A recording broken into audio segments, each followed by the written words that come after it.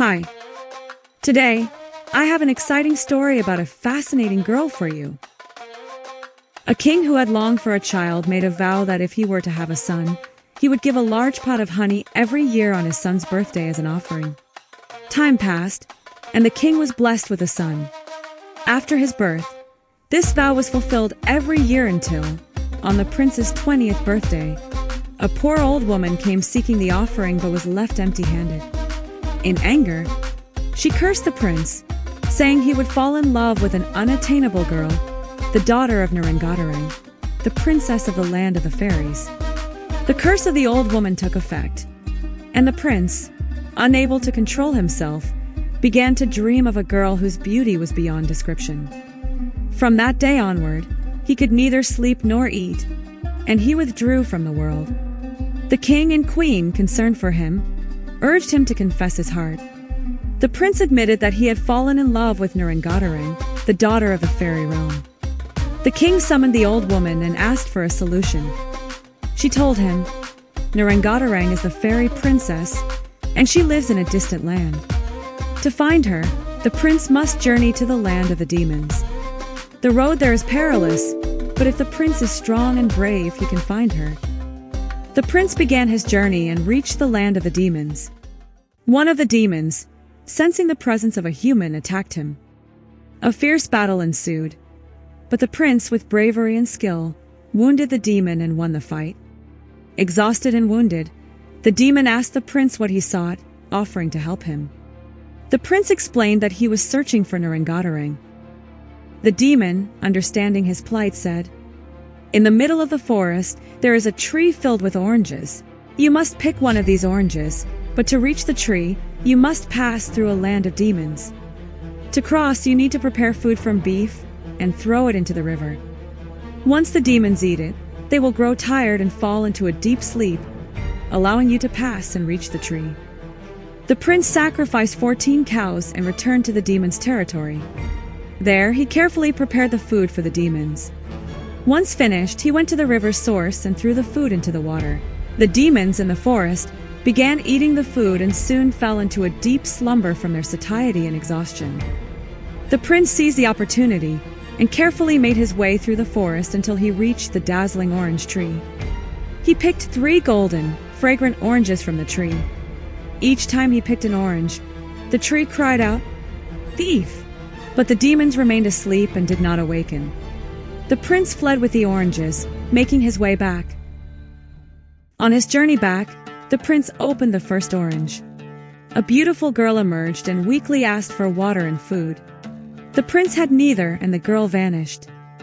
He opened the second orange, and an even more beautiful girl appeared, asking for water and food as well, but again, the prince could not provide. She, too, disappeared, warning that the third orange should only be opened where water and food were available. The prince reached a city, gathered water and food, and opened the third orange. A girl with orange hair and a breathtaking face emerged. She told the prince, "You were brave to come to the land of the demons to find me. If you remain loyal to me, I will stay with you." The prince promised and asked her to wait while he went to bring a horse to take her to his city. While the prince was gone, a caravan of gypsies stopped near the tree. One of the gypsies noticed the girl and began talking to her. Narenj and Toranj told the gypsy her story. However, the gypsy, envious of the beauty of Narenj and Toranj, thought, "Why shouldn't I be the wife of the prince?" While Narenj and Toranj was distracted, the gypsy knocked her unconscious and then killed her. To take her place, the gypsy dyed her hair orange and pretended to be Narenj and Toranj, waiting for the prince's return. When the prince returned, despite the subtle differences, he had no choice but to accept the gypsy girl, thinking perhaps the long journey had changed her appearance. From the blood of Narenj and Toranj, a beautiful and strange flower grew beside the tree. Before leaving, the prince noticed the flower and felt a strange sensation. He took the flower with him to the palace, where it became a source of comfort. If you enjoyed the video, don't forget to subscribe and like.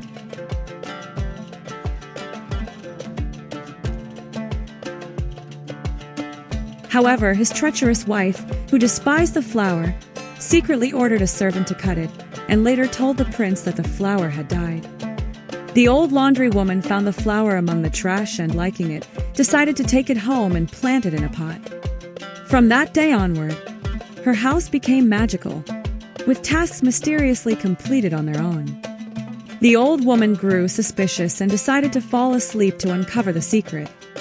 The old woman suddenly saw a beautiful girl emerge from the flower pot and begin doing the housework.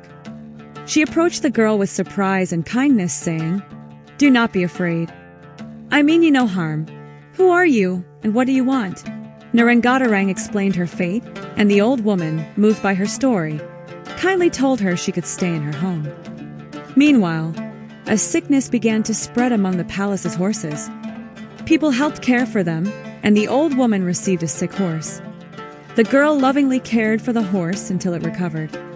The prince came to retrieve the horses, and the old woman returned the horse to him. At that moment, the prince's gaze fell upon a girl with orange hair working inside the house. From a distance, he couldn't recognize her, but the image lingered in his mind and troubled him. After some time, the prince's wife gave birth to a child, and a celebration was held. All the women in the city were invited to tell stories for the child. The old woman and Narenj and Toranj were invited as well. Narenj and Toranj initially didn't want to attend the celebration, not wanting to reveal her identity. However, after some hesitation and thinking about her future, she decided to go. At the celebration, it was Narenj and Toranj's turn to tell a story. She recounted her tale, the love of the prince, the betrayal by the gypsy servant, and the hardships she endured. The guests gradually realized the truth of the story. At the end of her story, she revealed her identity. The prince was shocked, and his treacherous wife was exposed. He ordered that his wife be punished and sincerely apologized to Narenj and Toranj. The prince and Narenj and Toranj were married in love. Joy and peace returned to the palace, and the curse of the old woman, which had once caused so much trouble, led to eternal love between them.